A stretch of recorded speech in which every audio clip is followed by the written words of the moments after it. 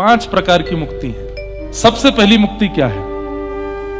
तो कहते हैं सालोक्य, भगवान के लोक की प्राप्ति हो जाना।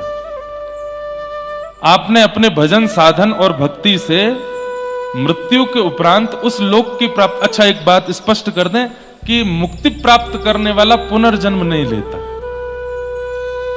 मुक्ति प्राप्त करने वाले को पुनः इस संसार में नहीं आना पड़ता, और यदि वो आएगा तो कब आएगा? जब ठाकुर जी स्वयं अवतार लेकर के आएंगे, तब उसको लेके आते हैं साथ में। जैसे जय विजय को भगवान रावण कुंभकर्ण बना करके लाए, ऐसे ही भगवान समस्त वैकुंठ में निवास करने वाले, गोलोक धाम में निवास करने वाले, साकेत में निवास करने वाले अपने प्रिय भक्त जनों को, जिनको मुक्ति मिल चुकी है, अपनी लीला में ही उनको लेकर के आते हैं। बाकी उनको पृथ्वी पर नहीं आना पड़ता।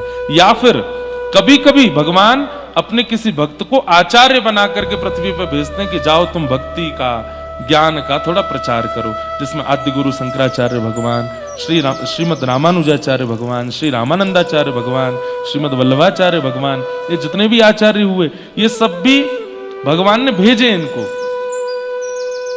तो मुक्ति का पहला अर्थ ये समझ लीजिए कि पुनर्जन्म नहीं होता मुक्ति प्राप्त करने वाले का। और मुक्ति कैसे मिलती है? उसमें बहुत भाव बताए गए, लेकिन एक बहुत स्पष्ट भाव कहा गया, अंते नारायण स्मृति, अंत में हरि का स्मरण। अंतिम श्वास चल रही हो और उसी समय मुख से नारायण, हरि, कृष्ण, माधव, गोविंद, गोपाल, राधा, कोई भी नाम, भगवान नाम यदि अंतिम श्वास में निकल जाए, मुक्ति निश्चित है। अब अंत में नाम निकले, उसके लिए क्या करना पड़ेगा? बोलो जीवन भर बोलो। जीवन भर बोलोगे तो ही अंत में निकल पाएगा, नहीं तो जन्म जन्म मुनि जतन कराही, अंत राम कही आवत नहीं। अंत में राम नहीं निकलता मुख से। अंत में राम नाम निकले, अंत में नारायण निकले, अंत में हरि निकले, उसके लिए जीवन भर बोलना पड़ेगा।